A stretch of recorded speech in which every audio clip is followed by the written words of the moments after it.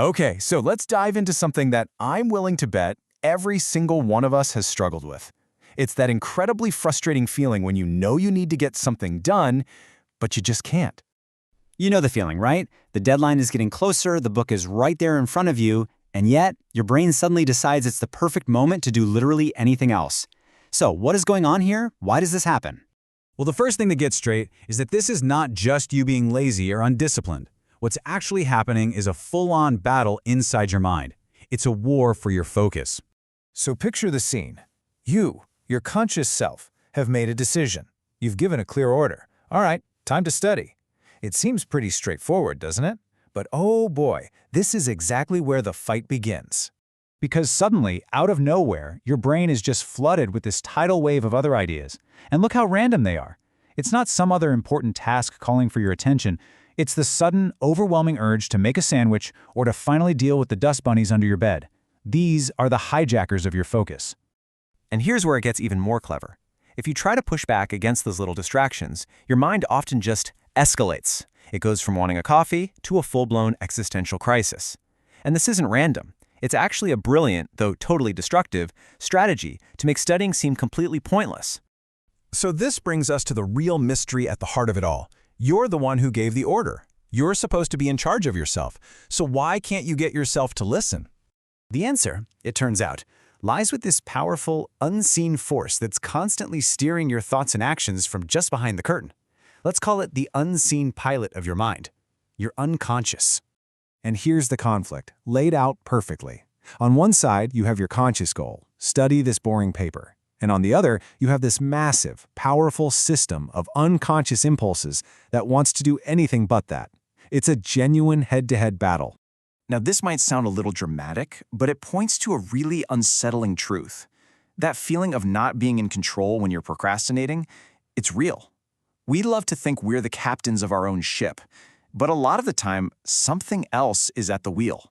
Think about it like this. You can give commands to your laptop, sure, but you don't control the code, the electricity, the deep internal processing. The argument here is that your mind is kind of the same. You can set a goal, but you don't directly control all the machinery humming away underneath. So what exactly is this unconscious? Well, it's not just one big, mysterious blob. It helps to think of it as a bunch of different, powerful systems working automatically. Let's break down 3 of the biggest hidden forces at play. Okay, first up, we have procedural memory. The easiest way to think about this is just habits. It's all the things you've done so many times that they've become completely automatic. They just run on their own now. I mean, this is a perfect example, isn't it? You never consciously decided to say every other sentence. But over time, you accidentally practiced it, and now that little verbal tick is its own machine, running in the background. You built it, but you don't really control it anymore. All right, force number 2 is where things get a little bit weirder. This is the creative source. It's the part of your mind that just generates ideas, images, and stories out of thin air, and we see it most clearly when we dream. Just stop and think about how bizarre dreams are for a second.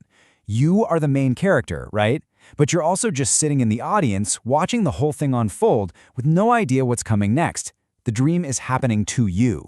This really shows a deep split between your conscious self, the observer, and this other powerful creative force that's actually making the movie.